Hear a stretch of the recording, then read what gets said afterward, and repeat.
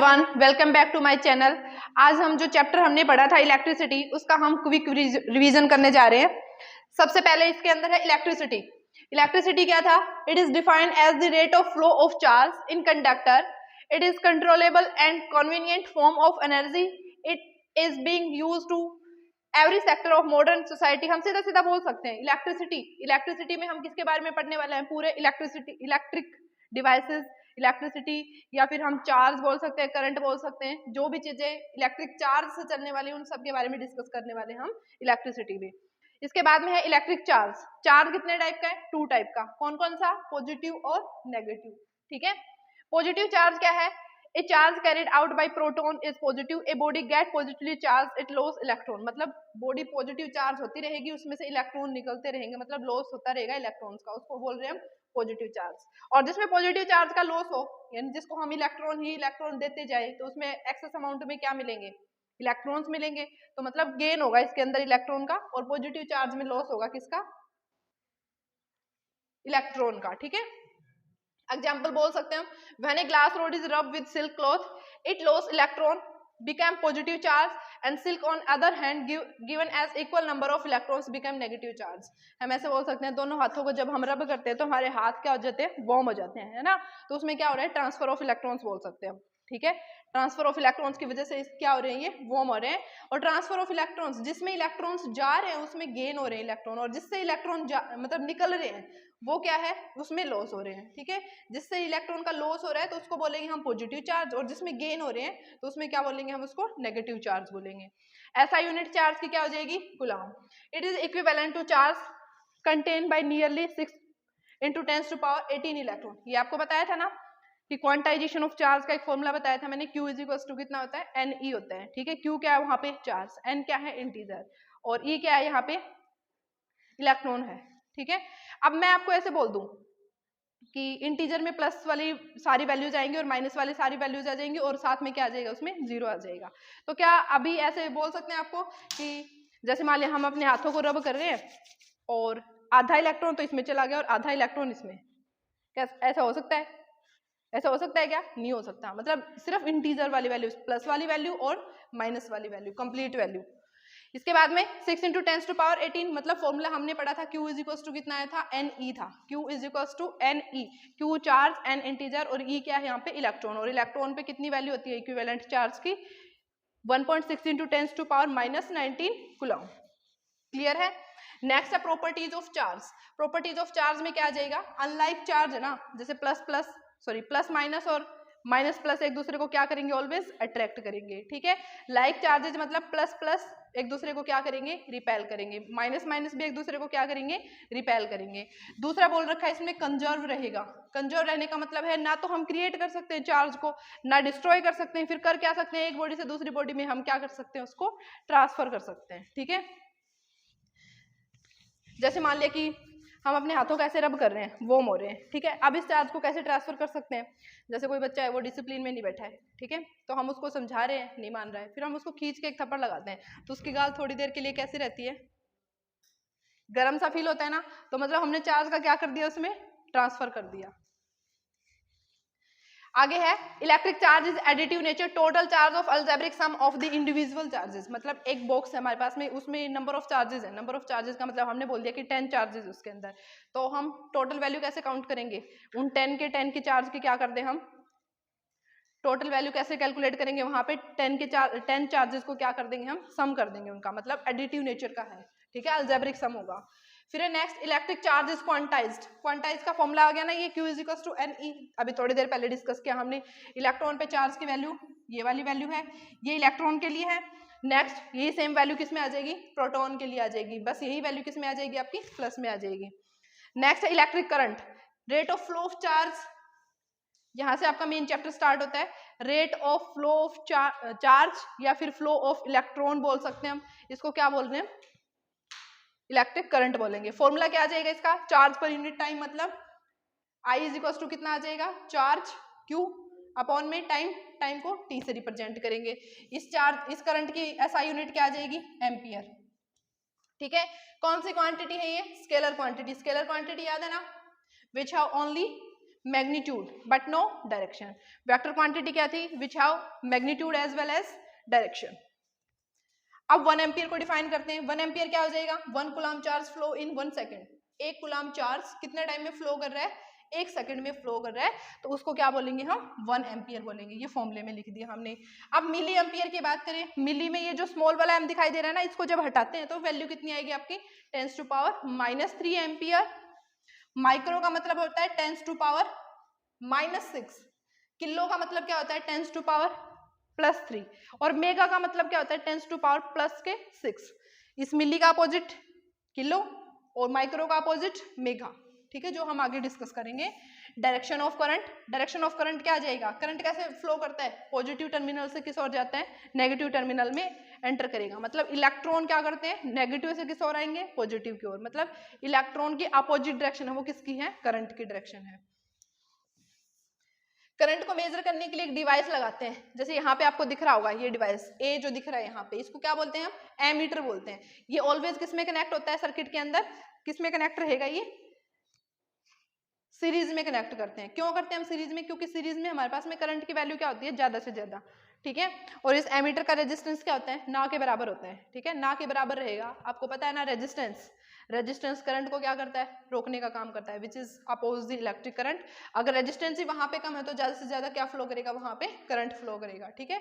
इसलिए हम इसको किस में रखते हैं? सीरीज में रखते हैं। ये सिंबल बता दिए यहाँ पे, एमीटर को ए से, ये की है, ये बल्ब है, और ये क्या दे रखा है? सेल। सेल मतलब एक पॉजिटिव टर्मिनल और एक क्या है? Negative terminal. और कॉम्बिनेशन ऑफ सेल को क्या बोलेंगे हम? बैटरी।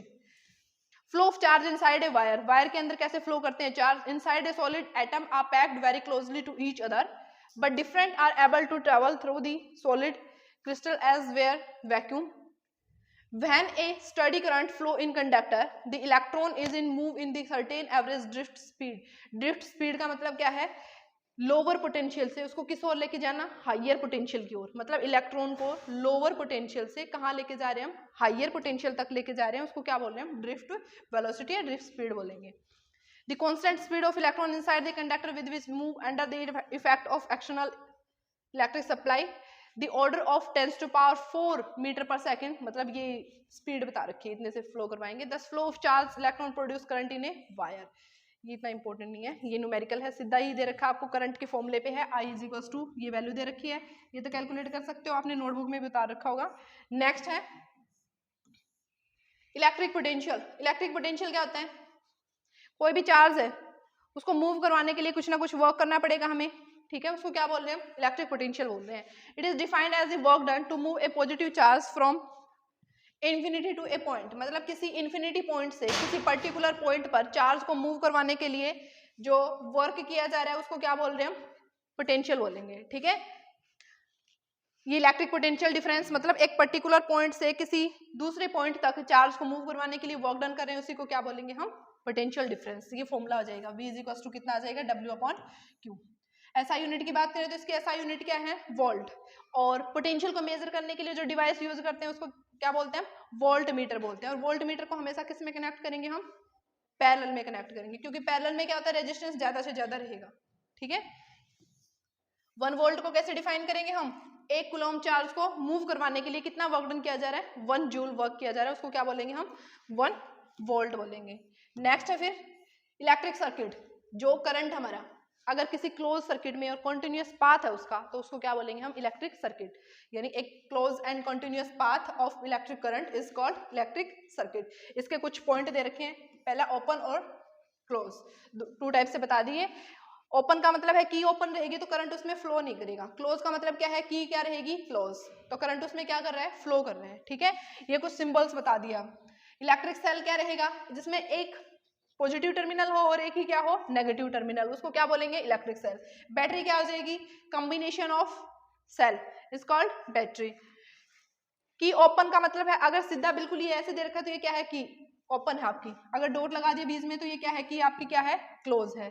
ज्वाइन कर रखा है यहाँ पे वायर को, और बिना ज्वाइन के ये ऊपर से ऐसे आ जाएगा। ये बल्ब का सिंबल है, ये दिस इज रेजिस्टेंस। रेजिस्टेंस क्या होता है? Which is oppose the electric current. अगर इस पे हमने ये ऐसे लगा दिया या फिर ऊपर से एक एरो ऐसे लगा रखा है तो इसका मतलब ये क्या है, रियोस्टेट, जिसको हम बोल सकते हैं वेरिएबल रेजिस्टेंस। और वेरिएबल रेजिस्टेंस का मतलब होता है, जैसे एक तो मैं बोलूंगी कांस्टेंट रेजिस्टेंस, कांस्टेंट के नाम से पता चल गया वैल्यू क्या रहेगी आपकी, कांस्टेंट रहेगी। वेरिएबल का मतलब है वैल्यू बार बार क्या होती रहेगी, चेंज होती रहेगी, ठीक है। बीच में ए लगा रखा है या बी लगा रखा है तो इसको हम बोल सकते हैं एमीटर और वोल्टमीटर। नेक्स्ट है ओम्स लॉ। ओम्स लॉ क्या होता है कि under physical conditions are constant, physical conditions को हमने कांस्टेंट रखा, लाइक टेम्परेचर, प्रेशर, इन सबको रख रहे हैं हम कांस्टेंट। उस टाइम पे जो आपका जो पोटेंशियल डिफरेंस है किसी भी सर्किट का या किसी भी कंडक्टर का, वो डायरेक्टली प्रोपोर्शनल होता है किसके, जो उस कंडक्टर के अंदर करंट फ्लो कर रहा है उसके क्या रहेगा, वो डायरेक्टली प्रोपोर्शनल, मतलब V डायरेक्टली प्रोपोर्शनल टू क्या आ जाएगा, I। प्रोपोर्शनलिटी का साइन हटाते हैं, वहां पे एक कांस्टेंट लगाते हैं, उस कांस्टेंट को नाम क्या दिया हमने, रेजिस्टेंस, ठीक है। तो V is equal to formula क्या मिला हमें, आई आर मिल गया, ठीक है। यहां से R की वैल्यू कैलकुलेट करोगे तो V अपॉन में कितना आ जाएगा, I, दिस इज फॉर्मूला। इस R को ही क्या बोल रहे हैं, रेजिस्टेंस बोल रहे हैं, ठीक है। यहां से भी अगर इसकी डेफिनेशन बोलना चाहें तो क्या होता है, रेशियो होता है किस किस का, पोटेंशियल का और जो भी करंट फ्लो कर रहा है सर्किट के अंदर, उन दोनों का जो रेशियो रहेगा उसको क्या बोलेंगे हम, रेजिस्टेंस। दूसरी definition, this is oppose the electric current. अब SI यूनिट की बात कर लें तो SI यूनिट क्या आ जाएगी इसकी, रेजिस्टेंस की SI यूनिट क्या होती है, ओम, ठीक है। और 1 ओम को डिफाइन कैसे कर सकते हो, अगर किसी सर्किट के अंदर 1 वोल्ट पोटेंशियल है, उस टाइम पे उसके अंदर कितना करंट फ्लो कर रहा है, 1 एम्पियर करंट फ्लो कर रहा है, तो वो क्या हो जाएगा आपका 1 ओम हो जाएगा, ठीक है। ग्राफ की बात करें, डायरेक्टली प्रोपोर्शनल का ग्राफ कैसे आएगा, दोनों के बीच में कैसा ग्राफ आएगा, स्ट्रेट लाइन ग्राफ आ जाएगा। क्लियर है इतना, यानी V और I दोनों डायरेक्टली प्रोपोर्शनल है तो दोनों के बीच में ग्राफ कैसा रहेगा, स्ट्रेट लाइन। रेजिस्टेंस की बात होगी, यहाँ पे रेशियो होता है किस किस का, पोटेंशियल और करंट का, is called resistance. SI unit क्या आ जाएगी इसकी, ओम। 1 ओम को डिफाइन करेंगे, 1 वोल्ट पोटेंशियल डिफरेंस है, तब हमारे सर्किट के अंदर 1 एम्पियर करंट फ्लो कर रहा है तो उसको क्या बोलेंगे हम, 1 ओम बोलेंगे। फैक्टर, कौन कौन से फैक्टर्स है जिनके ऊपर रेजिस्टेंस डिपेंड करता है, सबसे पहला है लेंथ ऑफ द कंडक्टर, किसके ऊपर डिपेंड करेगा, लेंथ के ऊपर। दूसरा पॉइंट क्या है, किसके ऊपर डिपेंड करेगा, एरिया ऑफ द कंडक्टर, ठीक है। लेंथ के साथ में कैसे रिलेशन रहेगी, the resistance of the conductor is directly proportional to the length of the conductor, यानी R डायरेक्टली प्रोपोर्शनल टू क्या है, L है। सेकंड है when the length of the conductor is double, अगर लेंथ को हमने डबल कर दिया तो ये डायरेक्टली प्रोपोर्शनल है ना, तो रेजिस्टेंस भी क्या हो जाएगा उस टाइम पे, डबल हो जाएगा। The resistance also get double. Area पे कैसे रहेगा, इनवर्सली प्रोपोर्शनल, मतलब जैसे जैसे रेजिस्टेंस बढ़ाएंगे एरिया वैसे वैसे क्या हो जाएगा उसका, कम हो जाएगा, इनवर्सली रिलेशन है। यानी हम बोल सकते हैं अगर एरिया को डबल कर रहे हैं तो रेजिस्टेंस क्या हो जाएगा आपका, हाफ हो जाएगा, ठीक है, कम हो जाएगा। अब नेचर ऑफ द कंडक्टर, कि हमारा जो वायर है वो किस मटेरियल से बना है उसके ऊपर भी डिपेंड करेगा। फिर ये हमने लिखा था फर्स्ट और सेकंड इक्वेशन, फर्स्ट इक्वेशन तो लेंथ पे डिपेंड कर रहा था, सेकंड एरिया पे, दोनों को कंबाइन करके लिखा L/A। प्रोपोर्शनलिटी का साइन यहाँ से हटाएंगे तो यहाँ पे कांस्टेंट लगाते हैं, उस कांस्टेंट को नाम दिया हमने रो, रो को क्या बोल रहे हैं, रेजिस्टिविटी बोल रहे हैं, ठीक है। नेक्स्ट है, इस रो को ही क्या बोल रहे हैं, रेजिस्टिविटी, या फिर हम इसको बोल सकते हैं स्पेसिफिक रेजिस्टेंस। क्या बोल सकते हैं हम इसको, स्पेसिफिक रेजिस्टेंस। अगर कहीं पे रेजिस्टेंस पूछ लिया जाए तो सिंपल रेजिस्टेंस की डेफिनेशन देनी है आपने, रेजिस्टिविटी आ जाए तो आपको पता है रो की डेफिनेशन देनी है। अगर कहीं पे आ जाए स्पेसिफिक रेजिस्टेंस तो वहां पे पीछे रेजिस्टेंस नाम देख के हमें रेजिस्टेंस की डेफिनेशन नहीं बतानी है, वहां पे किसकी बताएंगे हम, रेजिस्टिविटी की बताएंगे। यहाँ पे ये ध्यान रखना है आपको। ऐसा यूनिट क्या आ जाएगी रेजिस्टिविटी की, ओम मीटर। ये भी किसके ऊपर डिपेंड करते हैं, नेचर ऑफ द मटेरियल, कि आपका जो मटेरियल है, जो वायर है वो किससे बना हुआ है, कॉपर से, एल्यूमिनियम से, ये अलग अलग मटेरियल पे इनकी रेजिस्टिविटी क्या करेगी, मटेरियल के हिसाब से वेरी करेगी। नेक्स्ट है फिर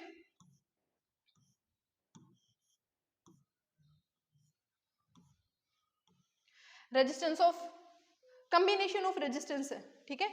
देखो रेजिस्टेंस हम पढ़ रहे हैं, ठीक है, एक डिवाइस होता है रजिस्टर, उसका जो इफेक्ट होता है ना उसी को हम क्या बोलते हैं, रेजिस्टेंस बोल रहे हैं, ठीक है।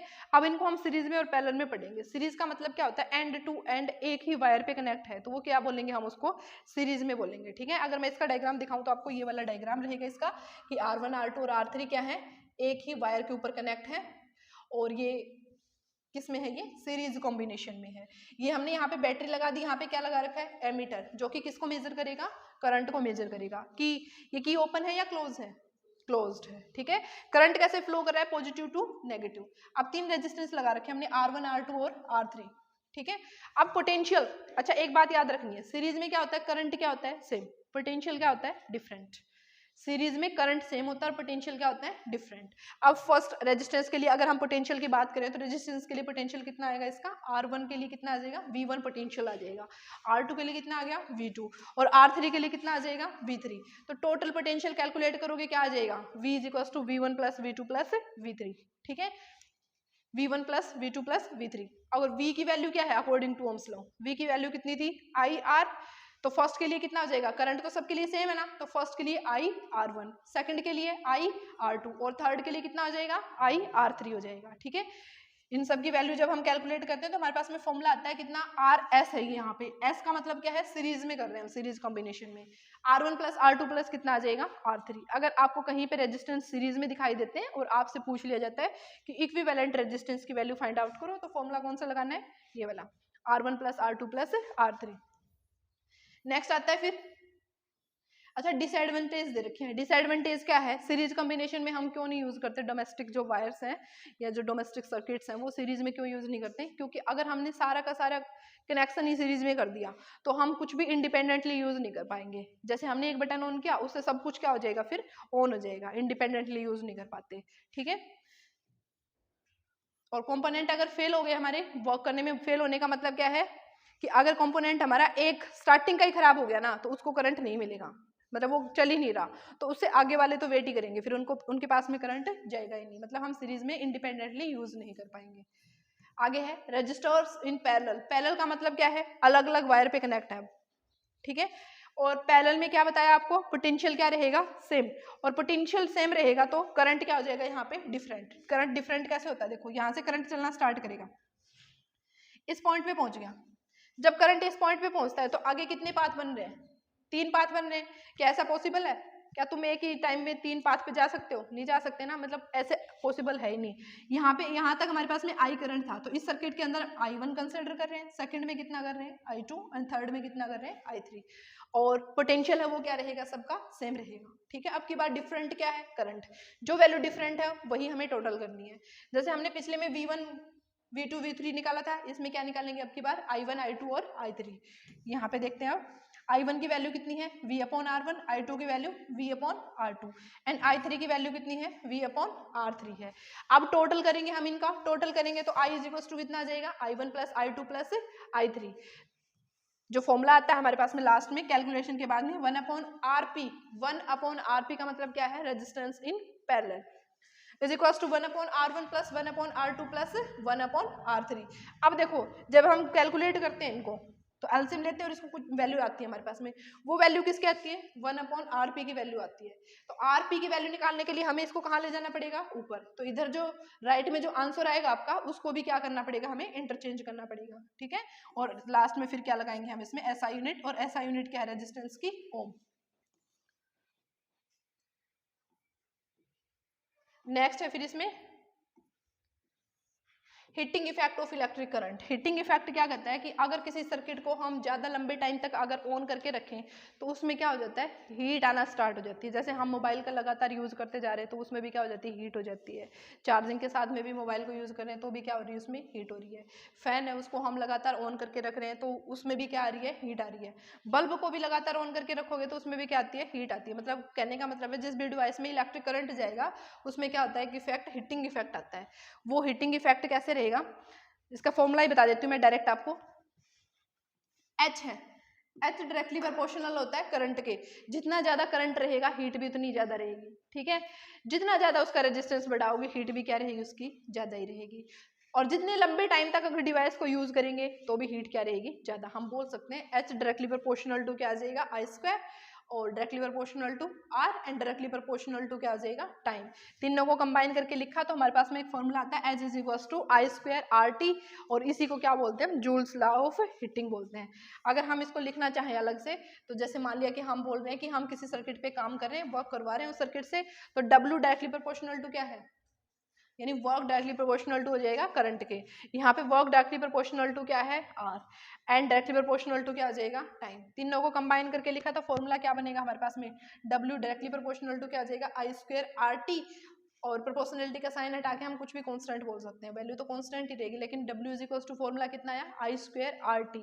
और जितनी भी जो हीट है वो भी तो किसकी फॉर्म है, एनर्जी की फॉर्म है ना, तो एनर्जी की फॉर्म है तो ऑल टाइप ऑफ एनर्जी किसके इक्वल रहती है, वर्क के इक्वल रहती है। तो वर्क को रिप्लेस करके वहां पे हमने किसको लगा दिया, H को लगा दिया, और H मतलब क्या है, यहाँ पे हीट है, हीटिंग एनर्जी है। तो फॉर्मूला हमारे पास में कितना आता है, I²RT। नेक्स्ट टॉपिक है फिर इसके अंदर इलेक्ट्रिक पावर।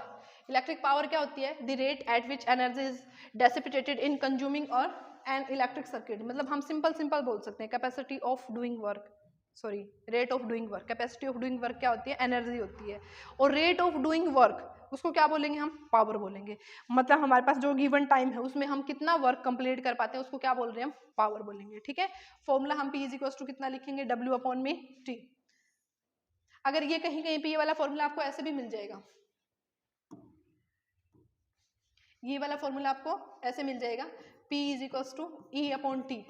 तो भी कंफ्यूज नहीं होना है, E क्या है, यहाँ पे एनर्जी है, और energy all type of energy किसकी फॉर्म में लेते हैं हम, वर्क के इक्वल ही तो मानते हैं ना, वर्क के इक्वल मानेंगे तो इसी फॉर्मूले को यहाँ पे E दे रखा है तो भी गलत नहीं है ये। ठीक है, यहाँ से एनर्जी की वैल्यू निकालें तो एनर्जी इज इक्वल्स टू कितना आ जाएगा, PT। ठीक है, यहाँ से देखो एक फॉर्मूला है हमारे पास में P is equals to VI। P is equals to VI कैसे आया, जैसे ये वाला फॉर्मूला हमने कहाँ से लिया, पोटेंशियल डिफरेंस से। पोटेंशियल डिफरेंस हमने क्या पढ़ा था, V इज इक्वल्स टू कितना था, वर्क पर यूनिट चार्ज, मतलब चार्ज को मूव करवाने के लिए जितना हम वर्क यूज कर रहे थे वहां से हमने वर्क की वैल्यू कैलकुलेट की। अब यहाँ पे Q is equals to VI है, V है। अब इस Q का फॉर्मूला हम कहाँ से निकालेंगे, जो करंट का फॉर्मूला था, करंट का फॉर्मूला क्या था, I is equals to Q/T। तो वहां से Q की वैल्यू निकालोगे तो IT आ जाएगा, बन गया ये वाला। ठीक है, इसके बाद में यहाँ पे ये तो W की वैल्यू आ गई, और इस W की वैल्यू यहाँ पे रखी हमने, VIT अपॉन में T है, तो T से T क्या हो गया, एक कैंसिल, सिर्फ क्या आ गया यहाँ पे VI, और ये VI को क्या बोल रहे हैं, पावर बोल रहे हैं। ये पावर का फर्स्ट फॉर्मूला है। ठीक है, सेकंड की बात करें, according to Ohm's law V is equals to IR होता है, तो P इज इक्वल्स टू कितना आया था हमारे पास में, तो यहाँ पे हम वैल्यू पुट करेंगे, VI आया था ना, तो V की वैल्यू यहाँ पे पुट की, V की वैल्यू कितनी, IR, तो I और एक और I है तो कितना हो जाएगा, I²R, ये बन गया। सेकंड, यहाँ पे I² है, यहाँ पे अगर मैं ओम्स लॉ के अकॉर्डिंग वैल्यू पुट करूँ तो कितना आ जाएगा, I की वैल्यू कितनी आ जाएगी, V का स्क्वायर अपॉन में R का स्क्वायर, मतलब I² की वैल्यू आ गई, एक R से एक R कैंसिल, नेक्स्ट फॉर्मूला ये आएगा। ठीक है, यहाँ पे SI यूनिट बता रखी है, पावर की SI यूनिट क्या होती है, वाट, और 1 हॉर्स पावर किसके इक्वल होता है, ट्रैक्टर की जो बैटरी होती है वो हॉर्स पावर में रखी जाती है, तो 1 हॉर्स पावर किसके इक्वल होता है, 746 वाट के, 746 वाट के इक्वल होता है। ठीक है, अब फॉर्मूला हमारे पास में VI था, तो V की यूनिट वोल्ट, I की यूनिट एम्पियर, तो वाट की 1 वाट की डेफिनेशन क्या लिख सकते हैं हम, कि 1 वोल्ट जब पोटेंशियल डिफरेंस है किसी सर्किट के अंदर, तो उस टाइम पे उसमें करंट कितना फ्लो कर रहा है, 1 एम्पियर करंट फ्लो कर रहा है, तो उसको क्या बोल सकते हैं, 1 वोल्ट बोल सकते हैं। किलोवाट, अच्छा बिगर से बिगर यूनिट क्या है इसकी, किलोवाट है। पावर की जो बड़ी से बड़ी यूनिट है वो कितनी है, किलोवाट है। ठीक है, और 1 किलोवाट किसके इक्वल रहेगा, 1000 वाट के इक्वल रहेगा। फिर है आपका मेगावाट, मेगा का मतलब होता है 10 की पावर 6, अभी थोड़ी देर पहले डिस्कस किया था हमने, मेगा का मतलब कितना होता है, 10 की पावर 6। गीगा का मतलब क्या होता है, 10 की पावर 9। ठीक है, ये हम आगे और भी ये पढ़ने वाले हैं कि जैसे 10 की पावर 9 लिखा हमने, उसको क्या बोल रहे हैं, गीगा बोल रहे हैं। एक 10 की पावर -9 है, उसको क्या बोलेंगे हम, नैनो बोलेंगे। ये वाली वैल्यू छोटी है, उससे बहुत ज्यादा छोटी है। ठीक है, मतलब माइनस में 9 है तो क्या है ये, नैनो, और 10 की पावर प्लस में 9 है तो उसको क्या बोल रहे हैं, गीगा बोल रहे हैं। नेक्स्ट फिर क्या है, यहाँ पे लास्ट टॉपिक है ये आपका SI unit, commercial unit of electrical energy क्या रहेगी, किलोवाट हावर, और 1 किलोवाट हावर किसके इक्वल होता है, 3.6 × 10⁶ जूल। ये कमर्शियल यूनिट है। इसके न्यूमेरिकल्स हम स्टार्टिंग से करेंगे, NCERT के भी, वो करेंगे हम नेक्स्ट क्लास में।